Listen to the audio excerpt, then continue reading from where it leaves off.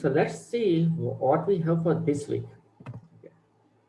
So this week we are going to talk about these four legends or these four heroes. Okay. So any idea who is who? Do you know anyone? The last one is Sarojini Naidu. Okay, very good. Last one is Sarojini Naidu. Anyone else? Do you know anyone? Yeah. Yeah. So yeah, Sarojini Naidu is uh, that's good actually because yeah, and she is the most famous among these people. So yeah. And let's see, I think you probably know about these people or some of these people, but you may not be able to recollect them just now. But once you go through the stories, you'll be able to identify. So the first story we have, okay, is of the lady Aditi just identified, of Sarojini Naidu. Okay, so you might have heard about Sarojini Naidu, who is often called the Nightingale of India or Bharat ki Kokila because of, Yes. Uncle, you had it in your Kahoot quiz. yes, we had this in our quiz as well. Yes, so she's called the Nightingale of India, and because she was a very good uh, hmm, singer and poet actually. She used to speak very well and sing very well. So that was the title given to her, but that was not the only thing she did. So let's see what is her story.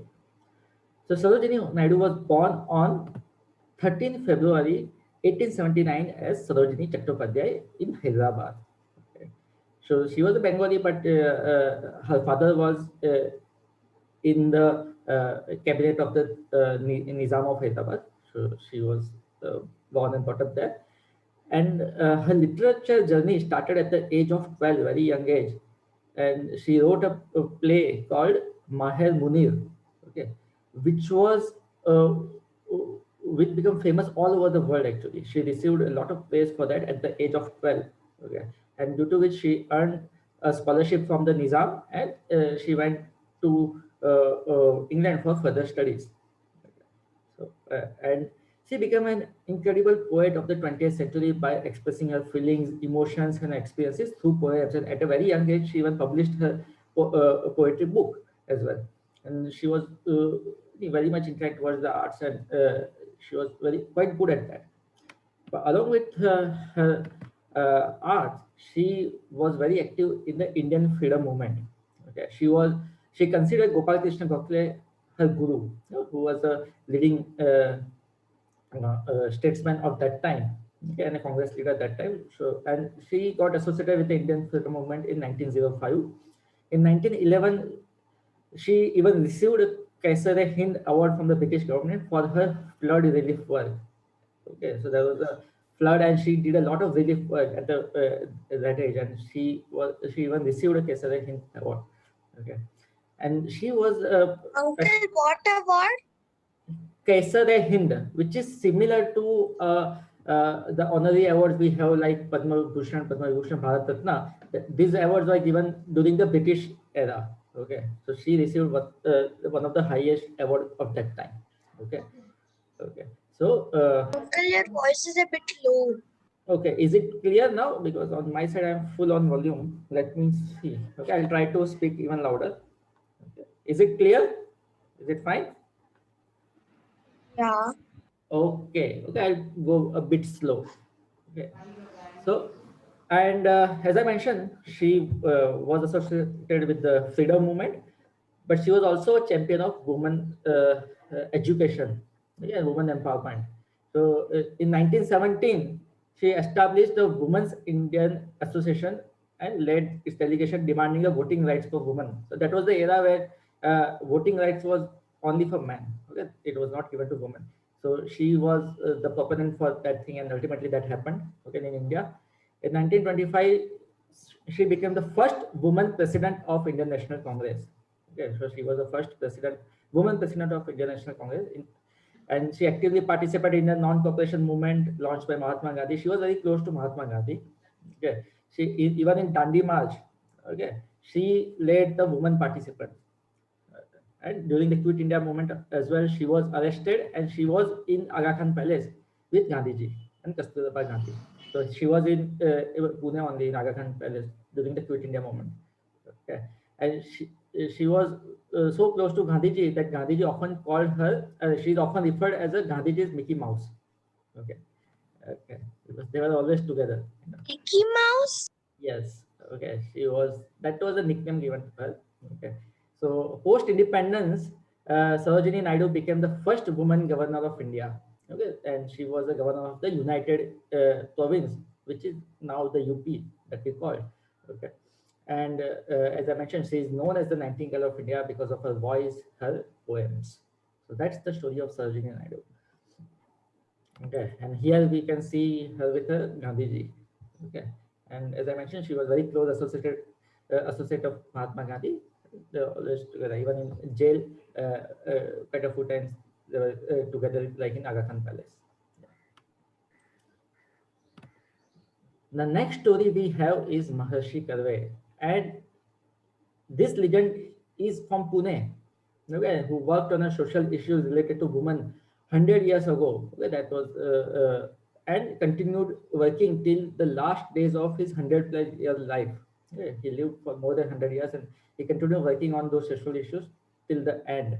And those living in Pune might be knowing, okay, about a very famous place or a famous area and named after him. Do you know that? Do you know about Karve Nagar?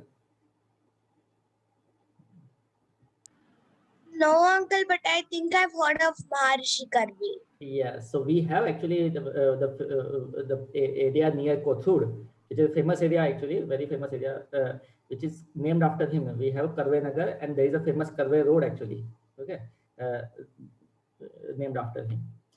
So, what is his story? So his name was Dhondo Keshav Karve. He was born on 18th April 1858 in Ratnagiri district of Maharashtra, and he was affectionately called Anna Sahib in the childhood.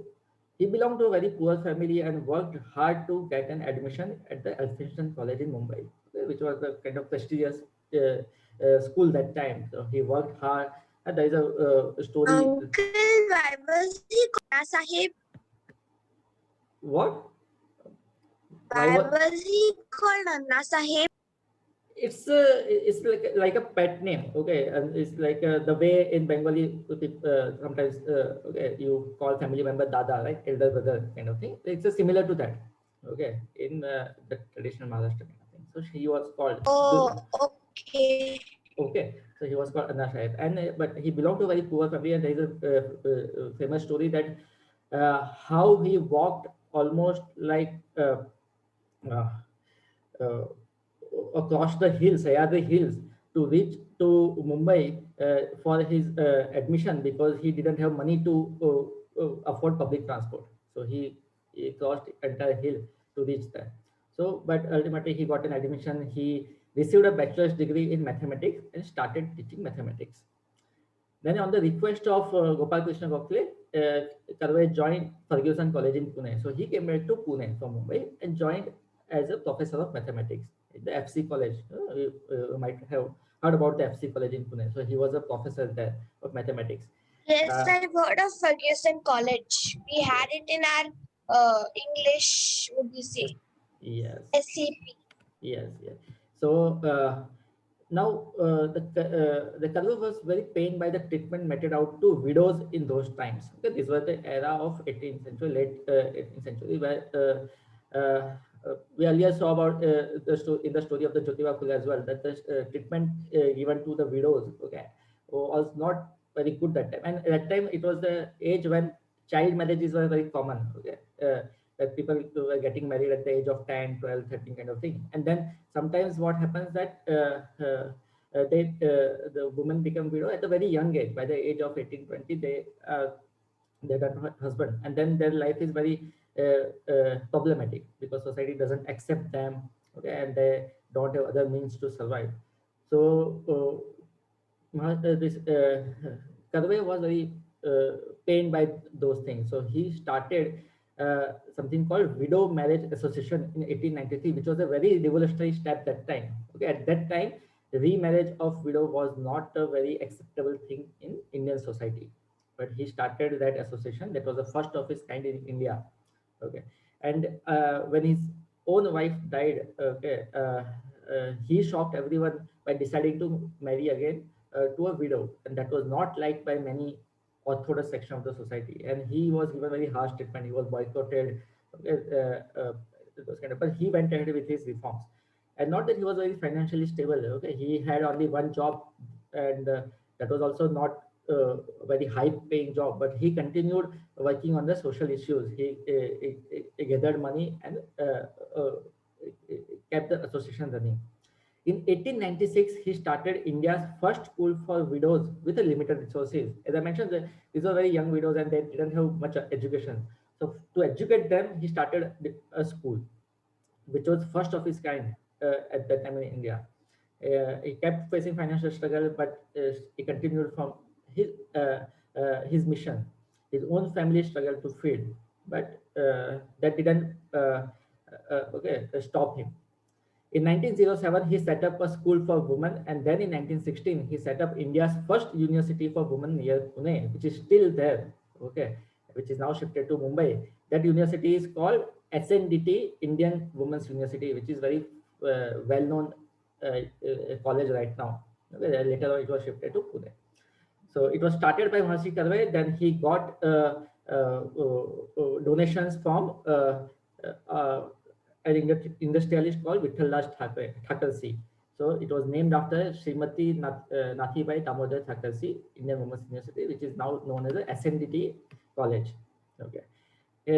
After his retirement from the Ferguson College, he toured India, then he toured Europe, America, Japan to collect the funds for his initiatives. Okay, he even met Einstein in Berlin.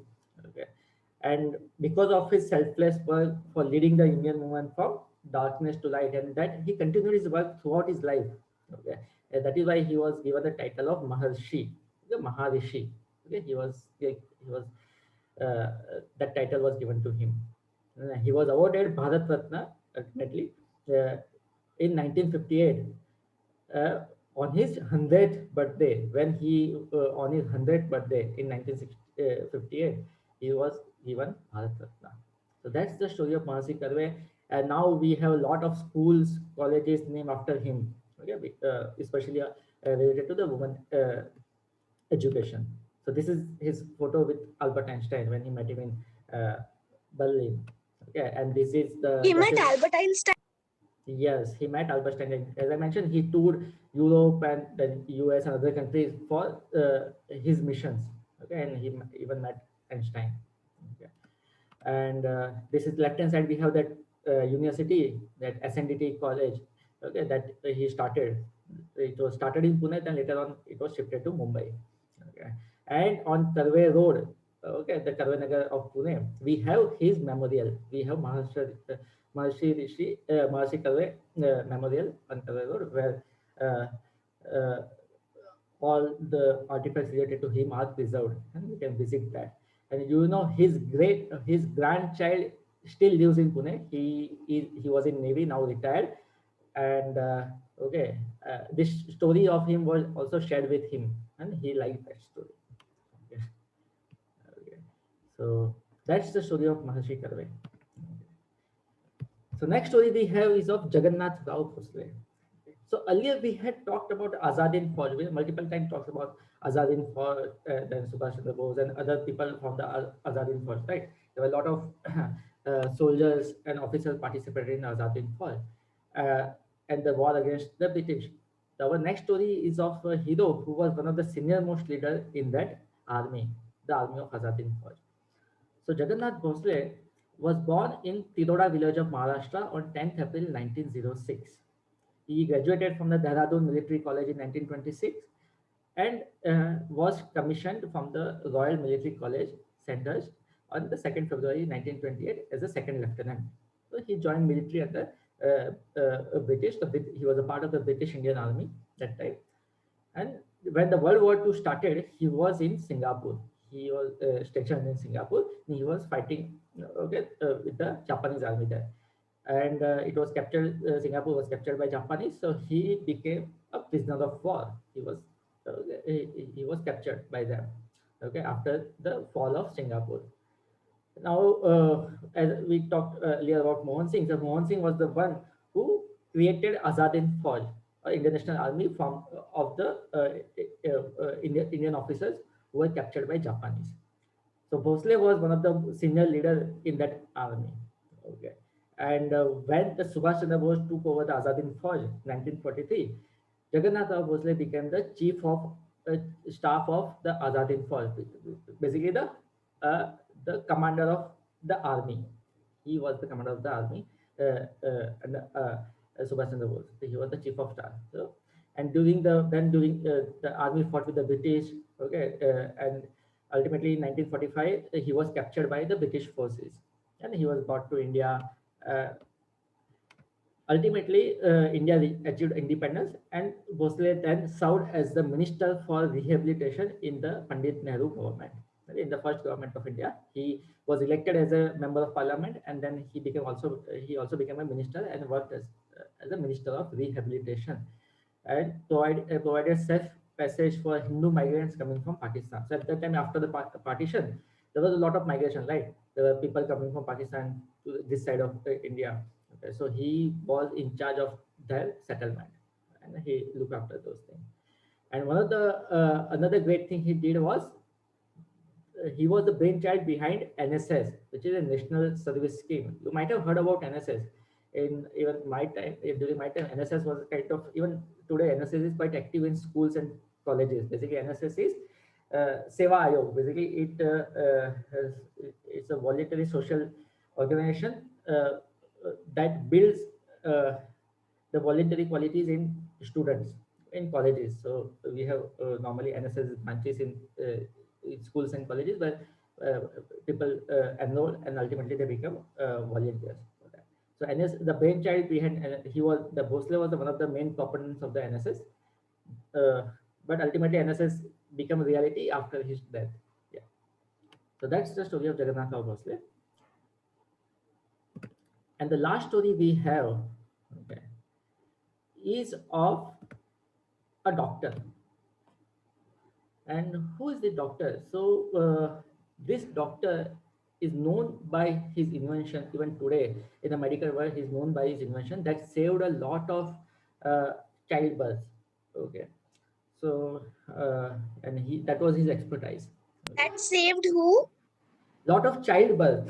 Okay, so there were complications, there were specific type of complications that happened, that used to happen during the childbirth, okay, during the pregnancy, that would result in a miscarriage or okay, uh, but this doctor invented something, and then he worked on those things. That invention helped a lot of people. Okay, that saved a lot of child. Okay. So, and that's an Indian doctor we have. So Dr. Vittal Nagesh Shirodkar, okay, was born on 27th April 1899 in the Shiroda village of Goa. And that is where his surname comes from. Okay. The Shirodkar surname, because they were from Shiroda village. After his initial studies in Hubli, he obtained his graduation from the Grant Medical College in Mumbai. Okay, and then he went to England for higher studies. And here he got the opportunity to work with many eminent doctors there. Okay. And he obtained his fellowship from the Royal College of Surgeons, which is FRCS. Okay, the fellowship of the Royal Colleges of Surgeons, which is a kind of a standard for the medical science, in 1931. And in 1935, he returned to India. And after that, he joined Sir J. Group of Hospitals as an honorary obstetrician and gynecologist, basically woman-related disease and pregnancy-related complications. He was in charge of that. Okay, that was his specialization. He was a keen researcher on the subject and had a flourishing medical practice. So as a doctor, he was quite successful. He did a lot of operations, and as a medical surgeon, he made several important contributions in the field of women's disease. Now, he's most famous as an inventor of the Shirodkar stitch. Yeah. Now, what was the Shirodkar stitch? So it's a very complex medical subject. Okay, so I'm not going in the detail of that. Okay, but basically, during the pregnancy, there was a condition that happens. Okay, in the incompetent uterus. Because of that, the child may not survive. Okay, and that used to happen in the before 1950s. That was a very common thing, and the doctors didn't know the reason. Okay, and they didn't have any solution for that. But the invention by Dr. Shirodkar, which is called a Shirodkar stitch. There is a particular type of stitch they would do during the pregnancy that would sustain the child, and it made it possible oh, okay, the delivery for those child. So it helped in the saving those child during the pregnancy, and he showcased that invention to uh, uh, people around the world. Okay, he attended conferences and he gave the demo, and this is now adopted all over the world. Okay, and because of it, he's known for this. He was also one of the first doctors to show films of his operations for educational purpose. He would shoot the films and showcase that for the training, okay, of the medical students, and he was one of the first one to do that in the world actually. And he wrote multiple research papers and books on this subject. He was very and regarded in a high standard in those subjects actually. In 1971, he was honored with the Padma Vibhushan, which is India's second highest civilian honor. Okay, and he also helped establish the Family Planning Association in India. Okay. That was also another contribution he made in India. So that is the story of Dr. Shirodkar, who made a very important contribution in the field of pregnancy and childbirth. So with this, we come to the end of our session of 4 heroes. So now, to some extent, you might be knowing these people, yes or no? So who are this one? Now, do you know the name? The first one. The first one who was a officer, senior officer in the Azad Hind Fauj, Indian National Army, was Jagannath Rao Bhosle. Yes, Jagannath Rao Bhosle. Second one is a doctor. Okay, V.N. Shirodkar. V.N. Shirodkar. Yes, yes, was known for the Shirodkar stage. The third one is a Maharshi Karve, or okay, from the Pune. Okay, so, and the last one is a Sarojini Naidu. Okay, India's own Nightingale. Yeah, that's great. So okay, this time we have a bit of quiz, and okay, if you can, I'll request all of you to answer that. We don't have multiple choice. You just have to provide the answer. Okay, you can open your videos as well. Should be fine. So who is known as the Nightingale of India? Everyone. Sarojini Naidu. Perfect. Sarojini Naidu. Yes. Sarojini. Great. So now you know, right? Who is known as Nightingale of India? The Karve Nagar in Pune is named after whom? Maharshi Maharshi Karve. Yes, Maharshi Karve. Maharshi Karve. Yes, named after him. Okay. And whenever things open, okay, right now we are in the midst of pandemic, so I would not advise to go out. But when things are normal, okay, do plan to visit the museum there. I also want to go there. Okay, the Karve Museum.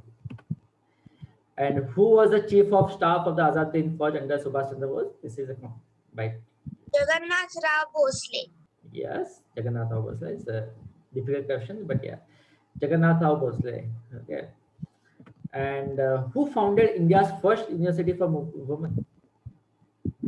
Maharshi Karve. Maharshi Karve, SNDT College. Yes, which is founded by Maharshi Karve. Okay. And Shirodkar stage is named after which doctor? V.N. Shirodkar. V.N. Shirodkar. Shirodkar. Yes, if you happen to study medical science, then probably you will come to know about him more. Yes. So with that, we'll come to the end of this session. I hope you enjoyed it. Yes or no?